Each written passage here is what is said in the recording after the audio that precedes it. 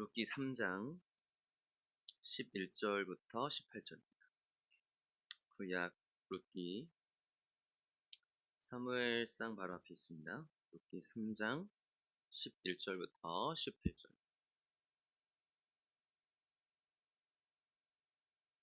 룻기 3장 11절에서 18절.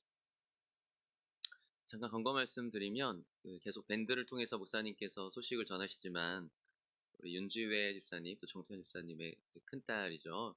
정예진 자매가 좀 많이 좋지 않은 것 같아요. 이따가 또 끝나고 기도할 텐데 여러분 계속 기도해 주시면 좋겠고요. 지난 주말에 청년부가 이제 2차 겨울수련회 잘 다녔습니다. 이번 주 금토 주일에는 청소년부 또 수련회가 있습니다. 계속 기도해 주셨으면 좋겠습니다. 자, 룻기 3장 11절에서 18절 우리 같이 한번 읽어볼까요? 같이 합독하도록 하겠습니다. 그리고 이제 내 딸아 두려워하지 말라. 내가 내 말대로 내게 다 행하리라. 내가 현숙한 여자인 줄을 나의 성읍 백성이 다 아느니라. 참으로 나는 기업을 물을 자이나 기업 물을 자로서 나보다 더 가까운 사람이 있으니 이 밤에 여기서 머무르라. 아침에 그가 기업 물을 자의 책임을 내게 이행하려 하면 좋으니 그가 그 기업 물을 자의 책임을 행할 것이니라. 만일 그가 기업 물을 자의 책임을 내게 이행하기를 기뻐하지 아니하면 여호와께서 살아계심을 두고 맹세하노니 내가 기업 물을 자의 책임을 내게 이행하리라. 아침까지 누워 있을지니라 하는지라. 룻이 새벽까지 그의 발치에 누웠다가 사람이 서로 알아보기 어려울 때에 일어났으니 보아스가 말하기를 여인이 타작마당에 들어온 것을 사람이 알지 못하여야 할 것이라 하였습니다. 보아스가 이르되 내 겉옷을 가져다가 그것을 펴서 잡으라 하매 그것을 펴서 잡으니 보리를 6번 되어 룻에게 지워주고 성읍으로 들어가니라.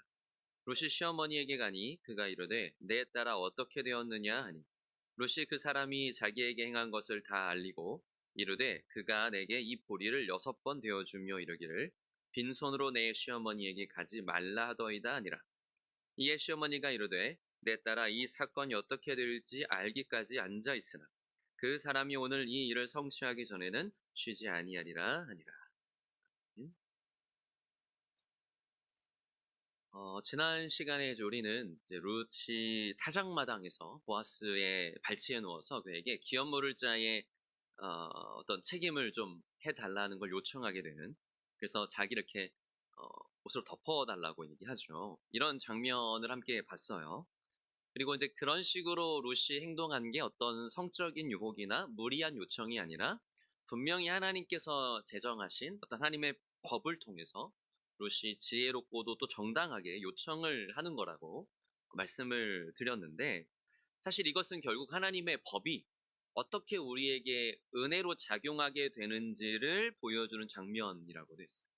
분명히 사실 그리스도인들이 경험하는 그런 거거든요. 하나님이 분명 법으로 하나님의 선하신 율법이, 근데 우리는 그 율법을 지키기에 부족한데 그게 하나님은 우리에게 은혜로서 그게 이루어지게 하시는 거예요. 우리도 그걸 은혜로 구하는 것이고요. 사실 참 놀라운 건 이런 식으로 기업 물을 자가, 그러니까 지금 여기서 제가 예전에 고엘이라고도 설명했던, 지금 여기서는 보아스로 나타나는 이 기업 물을 자가 사실은 자신의 책임을 이행한다는 것은 굉장히 큰 은혜를 베풀어 줘야 되는 일이라고 했어요. 왜냐하면 이 기업을 물어준다는 건 자기의 돈을 써야 되고 자기 에너지를 써야 되는 건데, 그렇게 한다고 해서 그게 내 것이 되는 게 아니고 누구께 돼요? 사실 남에게 되는 거고.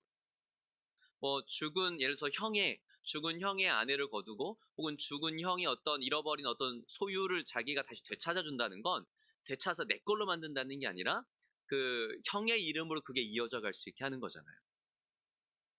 그러니까 이거는 사실 손해를 감수하고 자신을 희생함으로써, 그러니까 자기를 어떻게 보면 내어줌으로써 그렇게 해야 되는 것이기 때문에 실제로는 그런 기업물을자 고엘 제도가 있긴 했지만 실제 그 책임을 이행하는 걸 보는 경우는 생각보다 드문 일이었다고 해요.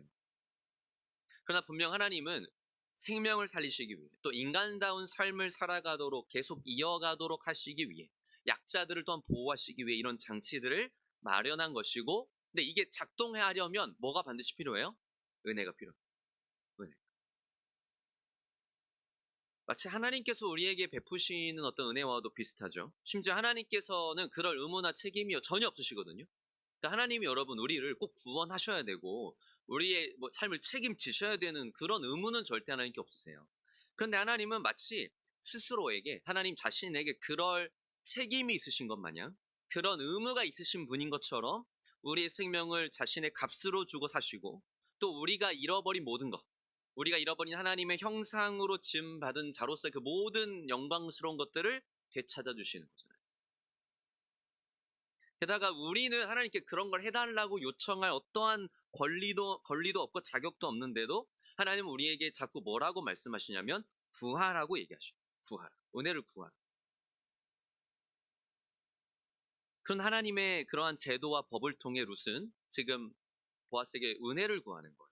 은혜를 구하고 은혜를 요청하는 것이고 보아스는 그런 룻에게 뭐라고 응답해 줬어요? 두려워하지 말라고 하면서 내가 네 말대로 다 너에게 행하겠다 이렇게 답을 해줬어요. 그래서 제가 지난번에 뭐라고 설명을 해줬냐면 이 보아스의 답이 이 3장 5절에 룻이 시어머니 나오미에게 했던 그 말을 그대로 그러니까 룻도 시어머니가 너 이렇게 해야 된다 하니까 룻도 뭐라고 딱 대답하면서 순종했어요. 어머니 말씀대로 제가 다 행하겠습니다. 근데 이 여기에 사용된 히브리어 원어 그대로를 보아스가 룻에게 해주면서 내가 너에게 다 행하겠다. 네 말대로 다 행하겠다. 이렇게 얘기해 주거든요. 그래서 여기를 보면서 룻의 온전한 순종이 그죠? 룻의 온전한 순종이 결국 온전한 응답으로 회신되는 이런 장면을 보는 거라고도 했는데 어찌 보면 이것은 더 나아가서 주님이 우리에게 그런 말을 해주시는 것과도 공명을 하는 거예요. 마치 그럼 마태복음 7장 7절에 보면 구하라 그리하면 너에게 주실 것이요 찾으라 그리하면 찾아낼 것이요 문을 두드리라 그리하면 너에게 열릴 것이다. 분명 찾고 구하고 두드리면 그렇게 해줄 거라고 얘기하시죠. 또 마태복음 21장 22절에는 너희가 기도할 때 무엇이든 믿고 구하는 건 다 어떻게 된다고요? 다 받으리라. 이렇게 말씀하셨거든요. 사실 여러분 이런 주님의 말씀이 그렇다고 해서 진짜 우리가 구하면 다 받는다는 얘기는 아니잖아요. 그러면 우리 지금 다 아파트 한 채씩 고급 차 하나씩 다 있어야 되잖아요. 그죠? 그런 말이 아니잖아요. 구하는 대로 주신다고 할 때 그 구하는 건 지금 룻과 같은 모습으로 구하는 걸 말하는 그러니까 하나님의 분명한 하나님의 은혜를 받은 자로서 그 은혜를 아는 자로서 하나님의 법에 의지하고 하나님의 말씀에 의지하여 믿음으로 구하는 것. 이거 하나님 분명히 응답하신다. 특히 사실 룻이 구하는 건 뭐예요? 구원이거든요. 룻이 지금 이 고엘 제도를 통하여서 그 기업 물을자로서의 책임을 이행해 달라고 요청을 하는 건 사실 살려달라는 이 자기도 과부고 자기 어머니 시어머니 나오미도 과부가 되어서 자기의 힘으로 살아갈 수 없다는 걸 너무나 잘 아는 그런 존재로서 사실 구원해 달라는 것인데 그 실제로 보아스가 룻에게 행할 일이 값을 주고 사는 거거든요. 바로 그 일을 주님이 우리에게 해주신 거잖아요. 그 구원을 이루신 거잖아요. 이 구원에 필요한 어떤 것이든 모든 것을 우리가 주님께 구할 때 주님은 분명히 그 일을 우리에게 이루어 주시는 분이라는 거죠. 근데 여러분 보아스가 그렇게 내가 다 하겠다 이렇게 약속해 줬지만 한 가지 걸리는 게 있었어요. 그러니까 이게 그냥 자기 맘대로 하면 되는 게 아니라 자기보다 더 가까운 친족이 있는 기업 물을 자로서 자기보다 더 가까운 친족이 있어서 그에게 보아스보다 누군가가 있어요. 그래서 아무개가 있어요. 실제 아무개라고 나오죠 나중에. 이 아무개가 뭐 우선적으로 기업을 물을지 말지를 결정할 우선권이 있는 거예요. 그 사람이 나는 기업 물르지 않겠다 이러면 보아스에게 그 차례가 오는 거고 만약에 그 아무개가 내가 하겠다 그러면 그 사람이 하는 거죠. 자 여러분 오늘 본 12절 한번 다시 보세요. 12절을 보시면 참으로 나는 기업을 물을 자이나 기업 물을 자로서 나보다 더 가까운 사람이 있으니 13절 이 밤에 여기서 머무르라 아침에 그가 기업 물을 자의 책임을 내게 이행하면 좋으니 그가 그 기업 물을 자의 책임을 행할 것이니라 만일 그가 기업 물을 자의 책임을 내게 이행하기를 기뻐하지 아니하면 여호와께서 살아계심을 두고 맹세하노니 내가 기업 물을 자의 책임을 내게 이행하리라 아침까지 누워있을지니라 하는지 사실 이제 여기를 보면은 보아스에게서 두드러진 두 가지 특징을 우리가 좀 볼 수 있어요. 하나는 뭐냐면 보아스는 한시도 지체하지 않고 있다. 정말 전혀 지체하지 않고 있어요. 그러니까 여러분 충분히 보아스가처럼 여러분 지금 보아스랑 룻이 얘기하는 이 때가 언제죠? 아주 늦은 밤이죠. 사실 보아스가 자다 깼잖아요. 보아스가 발치에 누가 있어가지고 자다 깼잖아요. 그러니까 이제 룻의 그 얘기를 듣고 내가 네 말대로 하겠다 이러면서, 그런데 기업물을 잡아서 나보다 더 가까운 자가 있다고. 그러면서 그 밤에 얘기하고 나서 피곤하니까 필요하니까 내가 뭐 조만간 한번 그 사람 만나서 물어보겠다 이럴 수도 있고요. 뭐 아무리 좀 빠르다고 해도 내가 이번 주 내로 한번 알아보겠다 이럴 수 있거든요. 그런데 내일까지도 아니고 이 밤에 뭐라고 약속해요? 아침에 이 일을 하겠다는 거예요. 그러니까 날이 밝자마자 이 일을 하겠다는 거죠. 그러니까 이러한 보아스의 모습은 지체하지 않으시는 주님의 모습을 가리키는 거예요. 근데 여러분, 사실 주님이 지체하지 않으신다고 하면 공감이 잘 안 될 수 있어요. 여러분이 느끼시기에 우리 주님이 지체하지 않으시나요? 아니면 종종 좀 지체하시나요? 종종 좀 때를 잘 못 맞추시죠? 우리가 느끼기에는. 그러니까 우리는 사실 어떤 문제가 우리에게 있거나 어떤 어려움이 닥칠 때는 우리가 기도하고 하나님께 이것에 대해서 도움을 구할 때 좀 곧바로, 좀, 좀 아무리 오래 걸려도 한 내일쯤은 이 일이 좀 빨리 해결되기를 바래요. 뭐 내일이 뭐예요? 꼭 일주일이라도 한 달 안에라도. 그런데 어떨 때는 그게 아니라 몇 년씩 걸리기도 하죠. 정말 평생이 걸리기도 하죠. 그러니까 그런 측면에서만 보면 우리에게는 주님이 지체하지 않으신다, 이게 좀 잘 이해되지 않을 수 있습니다. 하지만 우리가 잘 알다시피 주님이 우리를 뭐 일부러 고통스럽게 하시려고 그러시는 게 아니죠. 하나님의 때에 하나님 분명히 정확하게 일하시는 분이세요. 근데 그 하나님의 때라는 게, 하나님의 시간이라는 게 우리가 감히 다 헤아릴 수 없고 감히 다 말할 수도 없지만, 하나님은 그 때를 그냥 마냥 보내시는 게 아니라 사실 하나님은 그 시간 속에 계속 일하시는 거예요. 그래서 그 시간 속에 그 모든 과정을 통해 무슨 일을 하세요? 우리를 구원하시고. 구원은 어떤 결과로서만 딱 주어지는 게 아닌 거예요. 구원은 하나님이 이 시간 속에서 우리를 다듬어 가시고 우리를 빚어 가시는 모든 과정이죠. 그렇죠? 이 모든 과정을 포함하는 거죠. 사실 우리는 정말 잘 변하지 않잖아요. 여러분, 우리 성향도 잘 안 변하고요. 정말 우리 같은 실수 반복하고요. 잘못해놓고 또 잘못하고, 막 그게 반복되다 보니까 우리가 스스로에게도 실망하기도 하고, 이제 더 이상 나는 변화하기를 그냥 포기해야 되나 이런 생각이 들기도 하죠. 하지만 하나님은 포기하지 않으시고, 그런 우리를 포기하지 않으시고 하나님의 시간 속에서 우리를 조금씩 변화시켜 가시고 빚어 가세요. 우리에게 허락하시는 모든 과정을 통해 이 모든 일들을 우리에게 이루어 가시는 걸 하나님은 지체하지 않으시는 거예요. 그리고 그 하나님의 섭리 속에서 하나님은 가장 알맞은 때를 하세요. 가장 알맞은 때에 우리가 생각하는 어떤 해결이라는 것을 주실 수도 있는 분이에요. 혹은 그게 우리에게 필요하다면 여전히 우리를 그 과정 속에 두시는 분이시죠. 히브리서 10장 37절에 좀 독특한 표현이 있는데 여기로 잠깐 가볼까요? 우리 지금 본문에 표시해 두시고, 히브리서 10장 좀 뒤로, 신약 거의 끝쪽에 있죠. 시약배, 여기 히브리서 10장 37절입니다. 히브리서 10장 37절. 찾으셨으면 한번 같이 읽어볼게요.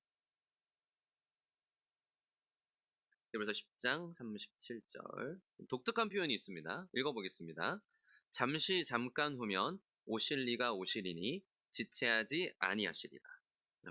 잠깐 후면 오시리가 오신대요. 그러니까 주님이 분명 다시 오시는데, 지금 히브리서 기자가 뭐라고 하냐면 이 주님의 다시 오심에 대해서 잠깐 있으면 온다. 근데 지금 여러분, 이 기록을 하고 나서 2000년이 지났어요. 잠깐이 2000년이에요. 어떻게 된 거죠? 잠깐이시면 온다고 했는데 지체하지 아니하리라.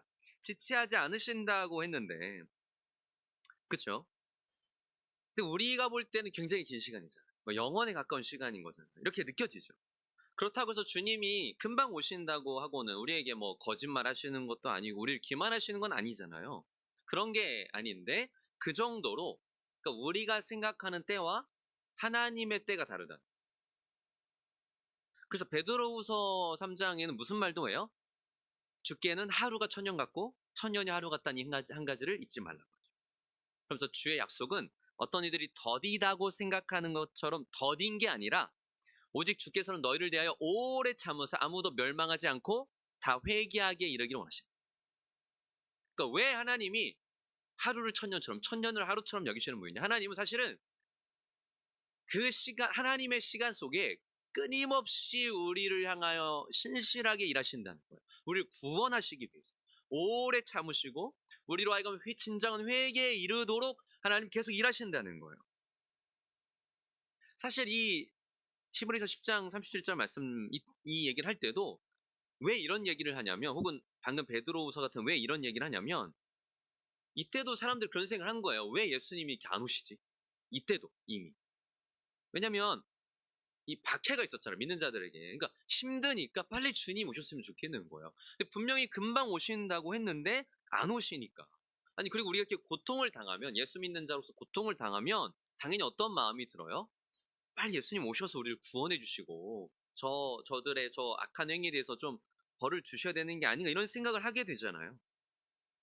그러나 분명히 베드로 사도는 주님이 지체하시는 게 아니라고, 더디 오시는 게 아니라고, 때가 차기까지 계속해서 당신의 일을 행하시는 거라고 얘기한다. 오래 참으사 아무도 멸망하지 않고 다 회개하기에 이르도록 하시는 분이 하나님이시라. 그러니까 우리가 느끼기에는 더디게 느껴지고 우리는 빨리 뭔가가 일어나기를 바라지만, 하나님께서 일으키시는 일은 단순한 그런 어떤 문제 해결, 그냥 우리가 뭐 들려서 하늘나라만 가면 되는 이런 게 아니라, 우리로 하여금 참된 믿음에 이르게 하시는, 참된 회개에 이르게 하시는, 그렇게 해서 점점 더 우리가 그리스도의 형상으로 변화되어 가고 성화되어 가는 것에 하나님의 관심이 있으시다. 그 일을 이루시면 하나님은 결코 더디하시거나 지체하시지 않는 분이라는 거죠. 그래서 날마다 날마다 우리에게 아침마다 새로운 은혜를 주시는 분이다. 때문에 우리에게는 하나님께서 그렇게 우리를 위하여 일하기를 쉬지 않으시는 분이라는 믿음을 갖는 동시에 뭐가 있어야 되냐면 인내가 있어야 되죠. 그래서 기다리는 인내가 있어야 돼요. 그래서 아까 히브리서 10장 37절 바로 앞에 무슨 말이 있냐면, 잠시 잠깐 오면 오시리가 오시리니, 이 얘기 전에 너희에게 인내가 필요하다, 이 얘기. 너희에게 인내가 필요함은 너희가 하나님의 뜻을 행한 후에 약속하신 것을 받기 위함. 아니, 금방 온다는데 왜 인내가 필요하대요? 그 금방이 아니라는 거죠. 그 잠깐이 아니기 때문이죠. 그러니까 분명 하나님께서 우리를 위하여 일하심을 믿는 믿음으로 우리도 하나님의 뜻을 늘 행해야 돼요. 기다린다는 게 그냥 마냥 손 놓고 있다는 의미가 아닌 거예요. 행하는 거예요. 그게 기다리는 거예요. 근데 그렇게 우리가 하나님의 일을 행하였다고 해서 곧바로 무슨 보상이 돌아오고 내가 이만큼 했으니까 하나님이 나에게 어떤 상을 주고 문제 해결해주고 이런 게 아니라는 거죠. 정말 하나님이 우리에게 주시려고 하는 그것, 그 약속하신 걸 받기 위해서는 인내의 시간이 필요하다는 건데, 이 인내의 시간 동안 하나님 무슨 일 하신다고요? 우리를 빚어가신다. 어쩌면 루키도 이걸 너무 잘 보여주는 거예요. 여러분, 루시 그렇게 시어머니 나오미의 말대로 용기를 내서, 정말 루시에게 용기 필요한 거예요. 이 과부의 몸으로, 한 여성의 몸으로 그냥 그 보아스가 자고 있는 타작마당에 들어간다는 건, 이거는 굉장히 용기가 필요한 일이었어요. 많은 오해를 살 수 있는 일이었고요. 이거 일 잘못되면 완전히 이제 이상한 여자로 낙인 찍히는 거죠. 그래서 굉장한 용기를 냈고, 그리고 굉장히 지혜롭게 이 타작마당에서 보아스에게 기업물을 자로서 책임을 해달라는 요청을 하잖아요. 이게 사실 어떻게 보면 청혼하는 거나 마찬가지고, 청혼하는 거예요. 제가 그래서 지난 시간에 이 장면을 보면서 이렇게 하려고 막 루시 어떻게 했어요? 목욕하고 옷 갈아입고 기름 바르고 이렇게 했잖아요. 이게 마치 뭐와 같다? 신부가 신랑을 맞이하려고 준비한다. 그래서 제가 이걸 이렇게 말씀드리면서, 이게 마치 그리스도인이 예수 그리스도, 우리의 신랑 되시는 예수 그리스도를 맞이할 준비를 하는 거죠. 그러니까 우리는 늘 그런 자로 있어야 되고, 그 그리스도를 사랑한다는 건 뭐냐면, 내가 예배드리고 뭐 이 수준이 아니고 정말 예수님과 연합한 자가 되기를 소망합니다. 끊임없이. 그래서 나 자신을 정결하게 하는 거고, 그래서 제가 지난 시간에는 그리스도인의 단장에 대해서 말씀드렸죠.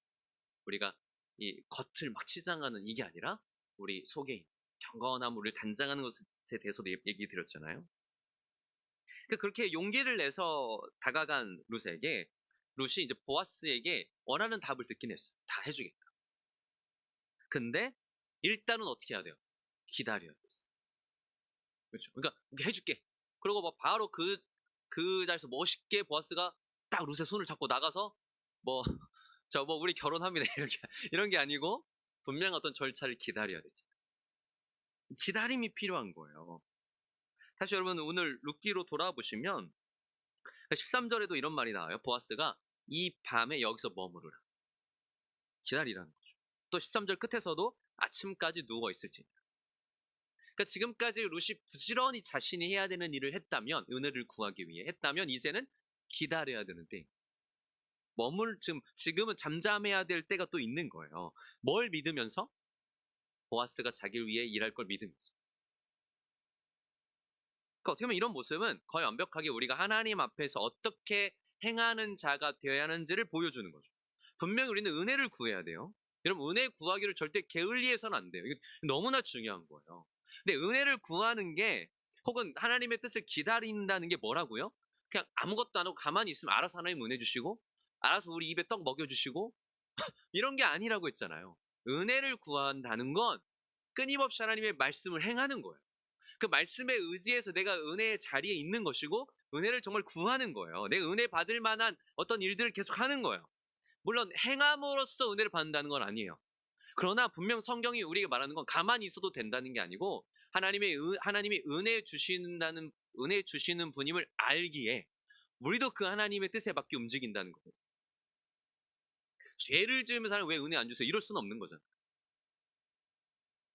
그러니까 주님의 말씀에 따라 그 말씀 안에서 룻은 할 수 있는 모든 걸 최선을 다했고 우리들도 그런 자가 되어야 한다는 거예요. 게다가 사실 하나님의 말씀대로 행한다는 건 쉬운 게 아니에요. 그렇다고 해서. 룻의 모습에서도 제가 말씀드렸죠. 굉장한 용기가 필요했던 거예요. 특히 이방 여인으로서, 과부로서. 우리들도 마찬가지예요. 하나님의 뜻을 따라 행한다는 건 굉장한 수고가 필요하고요. 섬김이 필요하고요. 용기도 필요해요. 포기도 필요해요. 룻이 어떻게 했죠? 자기 어머니의 집을, 자기 고향을 버렸어요. 그리고 시어머니 나오미를 택하고 그의 백성, 그의 하나님을 택했어요. 하지만 그렇게 낯선 땅에 와서 그 시어머니를 봉양하고 수고하고 섬기는 일을 다 감당해야 됐어요. 그리고 귀한 물을 자인 보아스에게 요청하는 일도 쉬운 게 아니었어요. 그러나 이 모든 걸 룻은 순종했던 거예요. 그러니까 그리스도인들도 쉽지 않지만 이런 순종이 필요하잖아요. 순종이 아니면 그런 자리 있을 수 없는 거예요. 그러니까 이게 은혜를 구하는.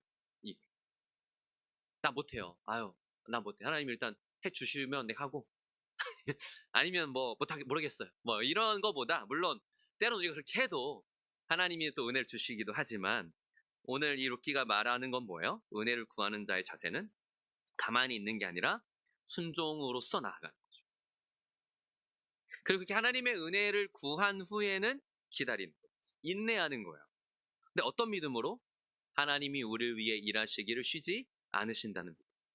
하나님이 분명히 이루신다는 그 믿음으로 나를 구원하시기 위해 나를 구원하신다는 게 단순한 어떤 결과로서 주어진다기보다 하나님이 내가 그렇게 인내하고 기다리는 시간 속에 나를 다뤄가시고 나를 다듬어 가시는 모든 과정이 구원의 과정이라는 걸 믿는 믿음으로 그렇게 합니다. 그러니까 여러분 우리에게 당장 내가 생각한 어떤 해결이라는 게 주어지지 않는다고 해서 낙심해서는 안 된다. 그 과정 속에 하나님이 계속 일하고 계심을 믿어야 하는 거예요. 그래서 오늘 본문에서 굉장히 중요한 부분이 마지막 18절이거든요. 여러분 18절에 보시면 룻이 날이 밝아서 시어머니께 돌아와서 막 자초지종을 얘기해요. 그러니까 나오미가 이렇게 얘기합니다. 18절에 이에 시어머니가 이르되 내 딸아 이 사건이 어떻게 될지 알기까지 앉아있으라. 그 사람이 오늘 이 일을 성취하기 전에는 쉬지 아니하리라. 그러니까 룻에게 이제 나오미가 처음으로 이제는 앉아있으라. 이제는 가만히 있어. 이제는 그가 일할 거다. 어떻게 보면 지금까지 룻은 끊임없이 움직였거든요. 끊임없이 어머니를 봉양하기 위해 이삭을 주우러 나가기 위해 계속 움직였고 또 이 보아스의 타작마당에도 가고 이런 여러 가지 일들을 했어요. 근데 오늘 결정적인 어떤 정말 구원을 구하는 일을 했잖아요. 근데 이제 이 일은 누구만이 이룰 수 있는 일이에요? 보아스만 이룰 수 있는. 자기가 어떻게 한다고 되는 게 아닌 거예요. 이제 룻은 은혜를 구했고 그 가운데 자기가 할 수 있는 모든 걸 다 행했지만 거기까지죠. 이제 보아스에게 달려있고 그 이상을 룻은 할 수도 없고 해서도 안 돼요. 이제 보아스를 믿고 맡기고 그 일이 어떻게 될지 기다려야죠. 근데 분명한 건 뭐예요? 지금 나오미가 얘기하는 분명한 한 가지는 그가 이 일을 성취하기 전에는 쉬지 않을 거라는. 이게 우리가 주님께 가져야 되는 믿음. 주님이 분명 쉬지 않으실 거라. 우리가 보아스를 통해 볼 수 있는 또 하나는 뭐냐면 그가 굉장히 신중하고요. 지금 모든 필요한 절차와 규칙을 절대 무시하지 않고 엄중히 지키고 있다는 거예요. 여러분, 이것도 굉장히 중요합니다. 여러분, 일단 아까 말씀드린 대로 보아스는 기업물을 자로서 자기보다 더 가까운 친족이 있다는 걸 분명히 알고 있어요.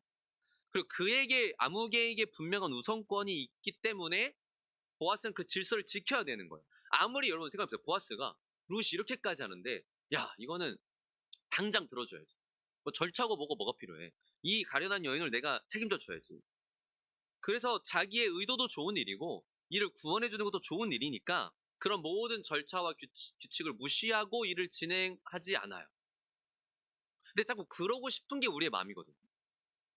근데 그런 어떤 질서와 규정을 그런 어떤 분명한 절차를 이 보아스는 지키고 있는 거예요.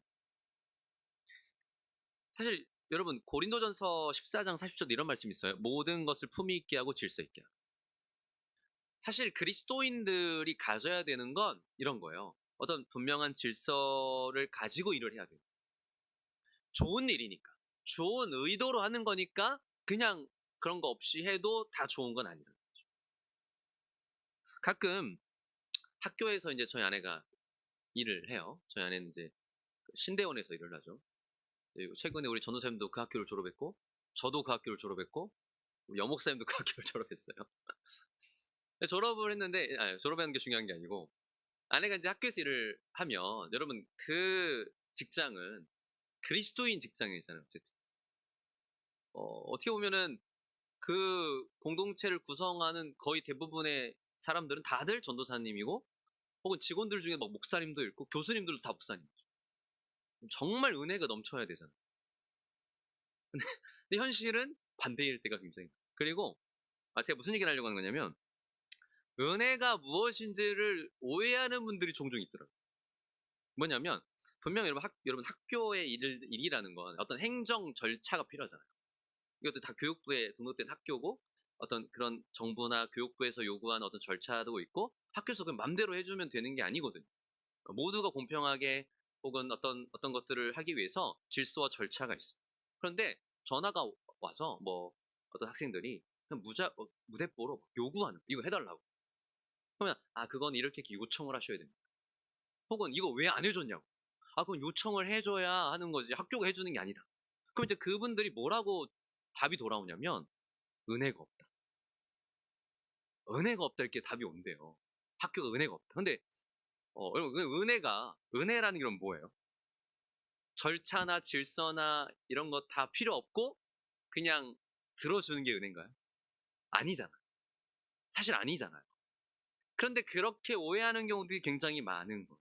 근데 여러분 잘 아시다시피 우리가 자칫 물론 그런 식으로 은혜가 흘려 보내질 때도 있죠. 때로는.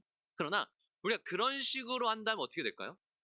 그것 때문에 은혜가 아니라 굉장히 혼란이 오기 쉽고 누군가는 굉장히 상처받을 수 있고요. 누군가는 공평성의 문제를 제기할 수도 있고요. 뒤죽박죽이 되기가 쉬워요. 그런 은혜가 아니죠. 그렇기 때문에 사실은 우리들도 어떤 절차나 질서를 잘 지키는 자가 되어요. 보아스도요, 여러분, 사실 굉장히 유력한 자고요. 굉장히 그 사회에서 이 보아스의 모습을 보면은 꽤나 덕망이 있고 지위도 있는 사람입니다. 그런데도 자기를 그 법 아래 딱 두죠. 이거 내 마음대로 할 수 있는 게 아니다. 내가 아침에 가서 그에게 물어보겠다. 그러니까 우리의 그런 자세가 필요하다. 그러니까 은혜라는 건 절차나 규칙을 무시하고 행하는 이런 게 아니라 오히려 하나님이 세우신 어떤 질서 안에서 그리고 때로는 굉장히 조심스러운 게 되어요. 하나님께서도 그런 식으로 우리에게 은혜를 베푸지 않으셨어요. 여러분 그렇기 때문에 예수님이 십자가에 달려 죽으신 거잖아요. 그렇죠? 여러분 하나님이 그 은혜 베푸셔서 다 죄 용서해줘 이렇게 하시면 되는 거 아니에요? 다 죄 없는 걸로 해줘.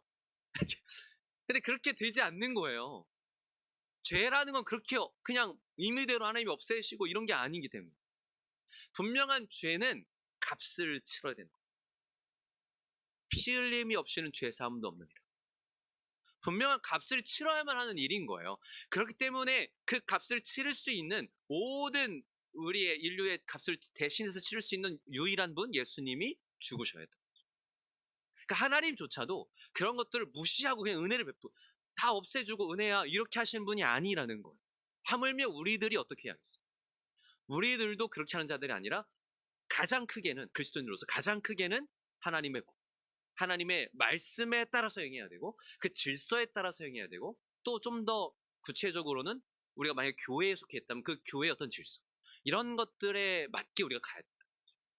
이게 모두가 함께 은혜를 누리는 방법입니다. 만약에 보아스가 그거 무시하고 그냥 그때 기분에 내키는 대로 막 그냥 자기가 이 룻과 혼인했다면 나중에 큰일 났을 거예요. 그거 인정해주지 않았을 거예요. 절차 무시하고 있기 때문에.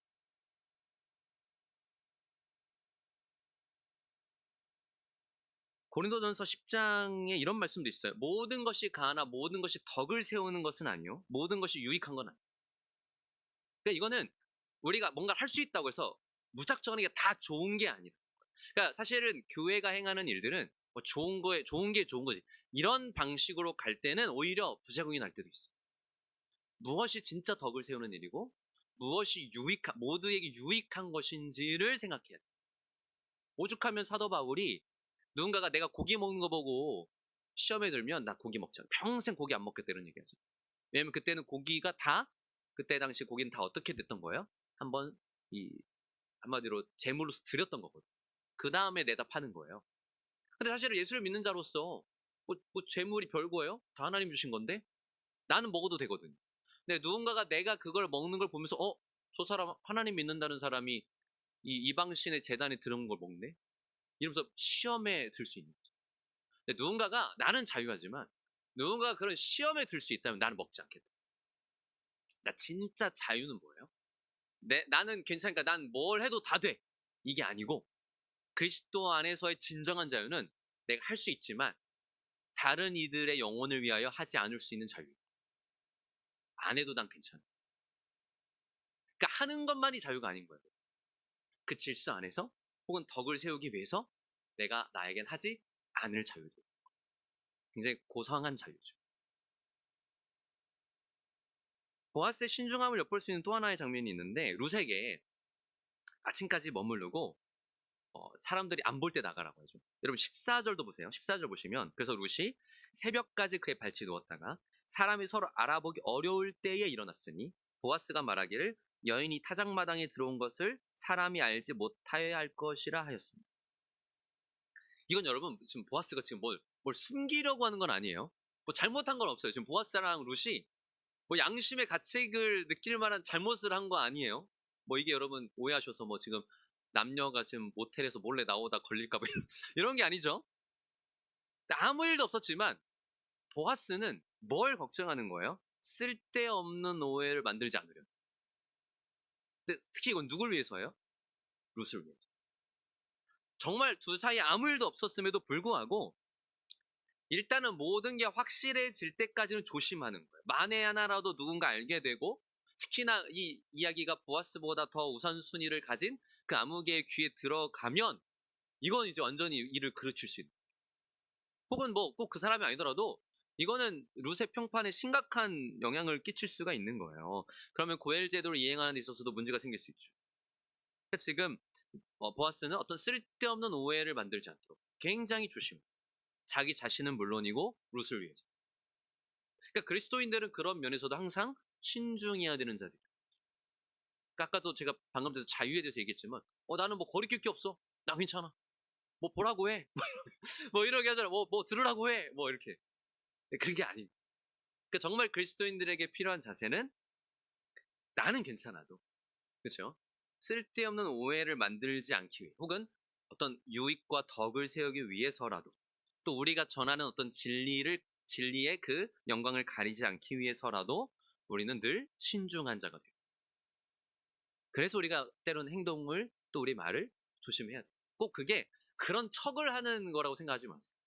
우리의 말과 행동을 조심하는 건 그런 오해를 만들지 않고 혹은 우리가 하나님 안에서 우리가 전하는 모든 복음과 진리들에 있어서 어떤 그런 거리끼는 것들을 두지 않기 위해서. 마지막 한 가지 이제 살펴볼게. 보아스가 보리를 6번 데워주는 장면입니다. 15절에서 17절 한번 보세요. 보아스가 이제 룻을 빈손으로 돌려보내잖아요. 보아스가 이르되 내 겉옷을 가져다 그것을 펴서 잡으라. 그래서 이제 이것도 참 풍성하죠. 그냥 이렇게 손 줘봐. 이 손에다가 보리 주는 게 아니고 겉옷을 이렇게 펴라는 거예요. 겉옷만큼 많이 가져갈 수 있는 것도 없죠. 그래서 룻이 이렇게 딱 잡으니까 보리를 한 번, 두 번도 아니고 무려 6번이다. 근데 이게 학자들이 추정하기로는 최소한 한 20kg 됩니다. 보리 6대. 꽤나 무거운 거예요. 완전 이제 겉옷이 자루가 돼가지고 메고 갔을 거예요. 그래서 이렇게 해서 룻이 그걸 들고 들어간 거죠. 그러니까 룻이 들어가서 시어머니에게 얘기를 하면서 17절에도 한 번 더 이 얘기를 하죠. 이르되 그가 내게 이 보리를 6번 되어주며 이러기를 빈손으로 내 시어머니에게 가지 말라더이다 하니라. 그러니까 2번이나 이 보아스가 보리를 6번 되어줬다는 얘기가 나오는 건 강조하는 바가 있는 거예요. 사실 여기에도 되게 많은 해석들이 있는데 제가 몇 가지만 좀 말씀을 드리면 일단 표면적으로는 이런 거예요. 보아스가 자기가 그 일을 행하겠다는 걸 일종의 계약처럼 주는 거예요. 그러니까 무슨 말이냐면 일종의 계약금처럼. 그냥 보아스가 말로만 내가 그 말대로 이행해 줄게 이럴 수 있어요. 그런데 지금 보리를 그 후에 6번이나 되어줬다는 건 그걸 받은 룻에게도 물론이지만 나오미에게 알게 하는 거야. 이거 내가 분명히 행할 거라. 그러니까 단순한 구두 계약 수준이 아닌 거죠. 근데 왜 6번일까요? 그 차원에서 보면 여러분 완전수는 6이 아니고 몇이죠? 7이에요. 아직 한 걸음 남은 거예요. 그러니까 6번을 주지만 완전함에 이르기를 지금 기다리라. 우리도 그렇죠. 사실 하나님이 이 땅에서 우리에게 베푸신 모든 은혜는 물론 그 자체가 완전한 거지만 하나님께서 하나님 나라에 들어가기까지는 아직 그때가 남아있다. 우린 그걸 바라보는 거예요. 분명히 하나님이 온전하게 채우시는 그날을 우리 바라보는 거예요. 그런가 하면 성경에서 6과 7은 사실 이제 6이 여러 가지 의미가 있어요. 7에서 완전수인 7에서 하나가 부족하잖아요. 그런데 하나가 부족한 만큼 7에 가깝죠. 그래서 하나님의 거의 가깝지만 그에 미치지 못하는, 그래서 우리를 속이는 어떤 사단의 권세, 어떤 이단 이런 상징입니다. 그래서 666인 거예요. 그래서 물론 이게 뭐 로마 황제 이름의 횟수 이런 의미도 있지만 그런 것도 있고요. 또 하나는 근데 오늘 이 본문에서의 6번을 되어준 건 어떻게 우리가 또 해석할 수 있냐면, 여러분 하나님이 6일간 창조하시고 사실 물론 창조 7일이지만 일곱째 날은 안식하셨죠. 그러니까 7이라는 수는 그렇기 때문에 창조가 완성된 완성도 의미하지만 안식도 의미해요. 근데 6까지는 뭐예요? 노동을 필요로 하는 거예요. 6까지는 어떻게 보면은 어떤 노동을, 그래서 그 노동의 고통을 의미하기도 해요. 노역과 수고를 의미하기도 하는 거예요. 6은. 그런데 여러분 기억나세요? 이 룻기 3장 1절이 어떻게 시작했는지. 룻기 3장 1절. 나오미가 이 룻에게 이렇게 얘기했죠. 너를 위하여 안식할 곳을 구하여 너를 복되게 해야 하지 않겠느냐. 그래서 룻을 위하여 안식을 찾아주는 나오미. 근데 이 진짜 안식을 줄 수 있는 사람이 누구예요? 보아스. 그렇게 해서 보아스에게 가서 어떻게 해야 될지 알려주는 장면이 나오잖아요. 그러니까 이 어떻게 보면 6번을 되어줬지만 7을 기다리라는 것은 진짜 안식을 주겠다는 어떤 암시. 그리고 무엇보다 나오미에게 이렇게 말을 전하게 하죠. 빈손으로 어머니께 가지 말라. 그렇죠? 빈손으로 내 시어머니에게 가지 말라 하더이다. 여러분, 근데 이 시어머니 나오미는 어떻게 보면은 모압까지 갔다가 다시 돌아올 때 빈손으로 온 자잖아요. 고통 속에 나를 나오미라고 하지 말고 말하라 하라 이러면서 빈손으로 돌아온 여인이었어요. 그런데 보아스가 얘기합니다. 이제 빈손으로 두지 않을 거야. 당신의 삶이 이제 절대 빈손이 되지 않을 거야. 그 얘기를 하는 거예요. 말씀을 마무리할게요. 여러분, 은혜로 산다는 게 어떤 의미예요? 우리가 은혜로 산다는 거, 믿음으로 산다는 거 이런 말 많이 하잖아요. 설교 시간에도 많이 들어요. 여러분 은혜로 사십시오. 여러분 믿음으로 사십시오. 얘기 많이 들어요. 근데 그게 어떤 의미예요? 은혜로 사니까 그냥 하나님 은혜 주시는 거 그냥 기다리기만 하면 돼요. 믿음으로 사니까 뭐 이 세상에서 내가 뭐 다른 거 안 해도 알아서 사라지는 건가요? 아니잖아요. A.W. 토절은 이런 얘기를 합니다. 믿음은 당신이 도달하는 결론이 아니다. 믿음은 당신이 살아가는 여정이다. 아까도 제가 말씀드렸지만 이런 믿음으로 살고 은혜로 산다는 건 그냥 결과가 딱 주어지는 것을 말하는 게 아닌 거예요. 하나님의 때, 하나님의 시간 속에서 여정, 그 속에서 우리를 하나님이 빚어가시고 다뤄가시고 다듬어가시는 모든 일들을 그게 다 구원이고 그게 은혜와 믿음의 삶입니다. 내가 그 안에 하나님의 그 손 안에 있음을 믿는 거죠. 물론 우리는 어떻게 될지 다 알지는 못해요. 여러분 마지막에 이 나오미의 말이 뭐였어요? 내 딸아 이 사건이 어떻게 될지 알기까지 앉아있어요. 아직 우리는 완전히 일이 어떻게 이루어질지는 다는 알지 못해요. 그런데 나오미가 분명히 무엇은 확실하게 얘기해요? 그가 이 일을 이루기까지 쉬지 않을 거야. 그러니까 우리도 그걸 아는 거예요. 하나님이 우리 삶을 어떻게 움직여 가시고 어떤 방향으로 데려가실지 우리는 다는 알 수 없어요. 그러니까 분명히 우리가 확신할 수 있는 건 뭐예요? 하나님이 나를 구원하시고 나를 그렇게 다듬어 가시고 내 삶을 인도하시기를 쉬지 않으신다. 근데 그 하나님이 선하신 하나님이시기 때문에 우리는 그 하나님을 신뢰하고 믿으며 은혜를 구하고, 그러나 때로는 잠잠히 그분의 행하시는 일을 기다리는 자리에 있는 것. 이게 여러분 은혜로 사는 것이고 믿음으로 사는 것입니다. 답은 없어요. 우리의 인생에 정답이란 건 물론 없을 거예요. 하지만 그래서 하나님의 일하심이 우리의 소망이죠. 우린 다 알 수도 없고 우린 때로는 믿기 때문에 더 어려운 길을 택하기도 해요. 룻처럼 앞길을 알 수 없는 것을 택하기도 해요. 완전히 낯선 땅에 왔고 시어머니를 봉양하는 불투명한 삶으로 나아갔어요. 하지만 분명히 그 믿음의 길에 하나님이 예비하신 분명한 구원이 있어요.